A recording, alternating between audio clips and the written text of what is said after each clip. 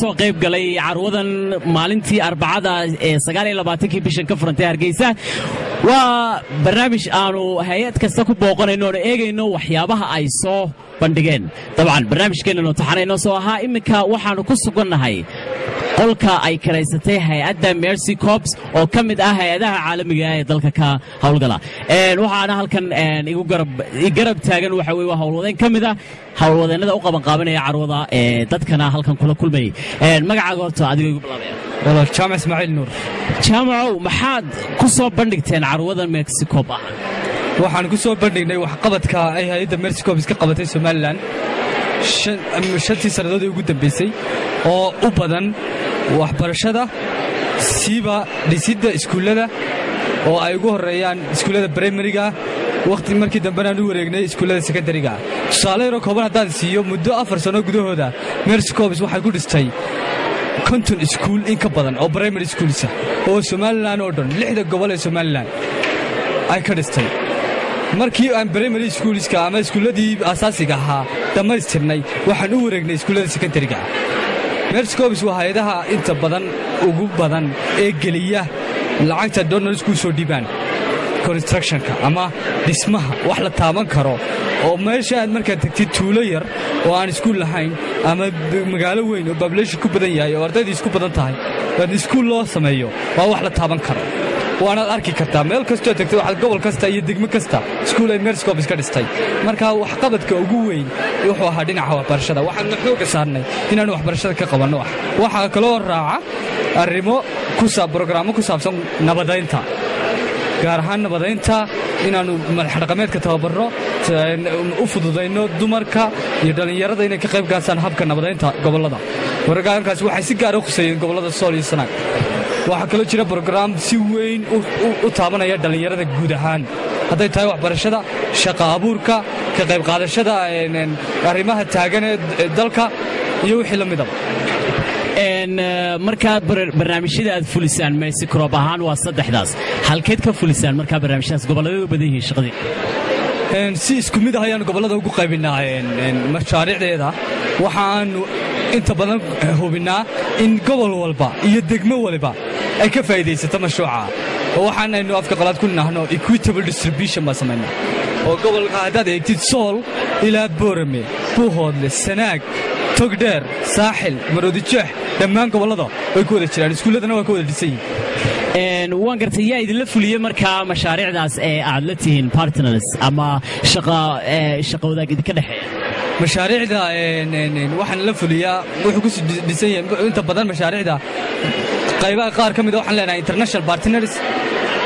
qaarna waxaan leenahay local partners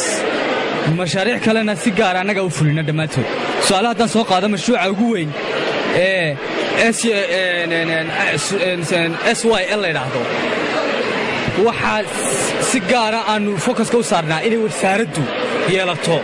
mashruuca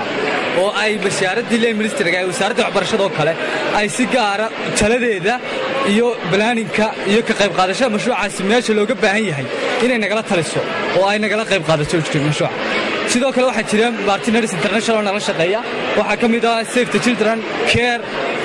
Soonyo oo loo kala oo nala shaqeynayo barnaamijka weyn nagala shaqeynaya imika iyo kuwa kale oo loo kalaba waan gartay way su'aasheedii hore haddaan soo noqdo dadka maanta halkan maxaad ugu soo bandhigteen waa ayaan ku lahaa marka qaabka dadka wax qabadkiina ugu soo bandhigteen dadka wax ugu sheegayseen qaabkee waxaan ku soo dhaweynaynay dadka marka hore masaxayaga dee isha macallina bay Soomaalidu ku maamaadaay waxaanu tusaynay bal waxa sawirada tusaale ahaan aanu ka soo qaadnay ardaydii iskuulada wax qabadkii abuuristii businesska ganacsiga loo abuurayay isboortigii kullu dhalinyaradii iyo wasaaradihii iyo ummadii oo dhan aan isku keennay waxaan ku soo qabnay barashuuro kala duwan oo mid waliba wax gooniya ka hadlayo tusaale ahaan kan haddaan soo qaato waa mashruuca ugu weyn ee kalkaal baa Soomaali lagu yidhaahdaa waa kaalmeeyaha dhalinyarada mashruucaasi wuxuu components badan buu leeyahay laakiin waxa ugu weyn qaybta waxbarashada oo iskuulada dhisidooda iyo dib habayntooda macallimiinta tababaristooda iyo sidoo kale waxa ku jira qayb iskuulada farsamada gacanta iyo skillska dhalinyarada waxa kale ku jira qayb kamida qayb khusaysa inay dhalinyaradu codkooda soo bandhigaan oo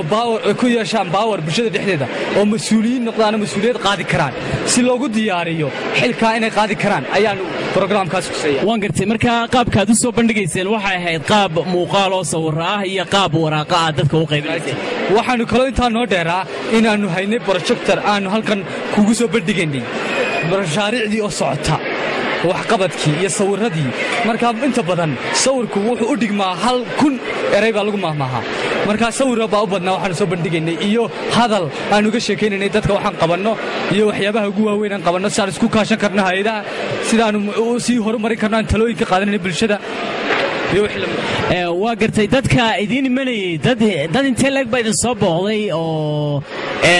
iyayna u badnaayeen dadkaasi nacamtiidadee qaabkee dad sideeya maxaa ugu badanay idin weydiinayeen dadka ugu badanee soo booqanaya waxaa qaybaha kala duwan ee bulshada hadday tahay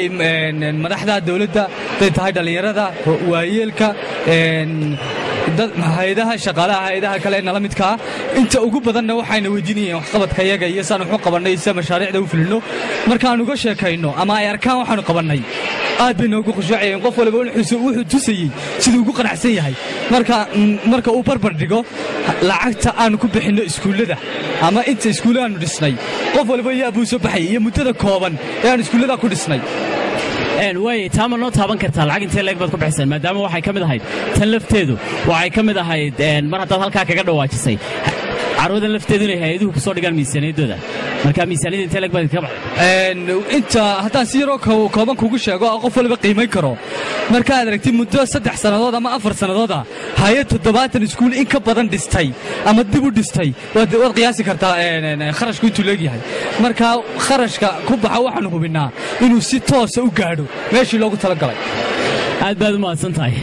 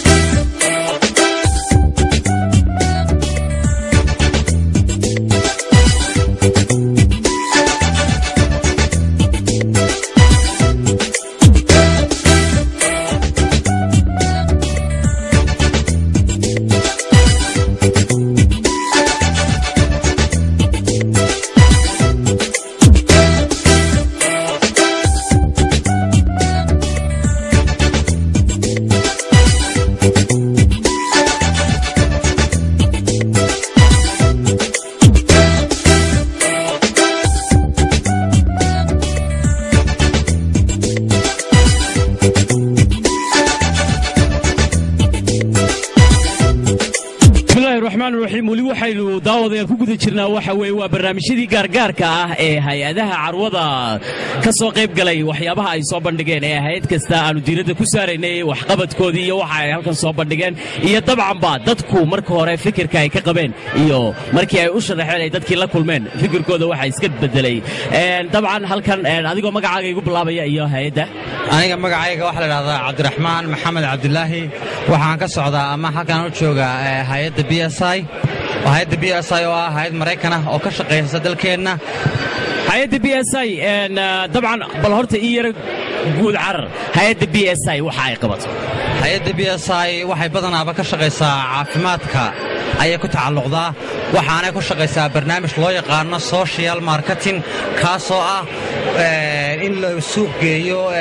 dawooyinka caafimaadka oo la yidhahdo suuqa xorta ah waxaanay xooga saartaa caafimaadka dhallaanka ilmaha 5 sano ka yar iyo hooyada ayaa badanaa awood saartaa bsi markaa waxa ay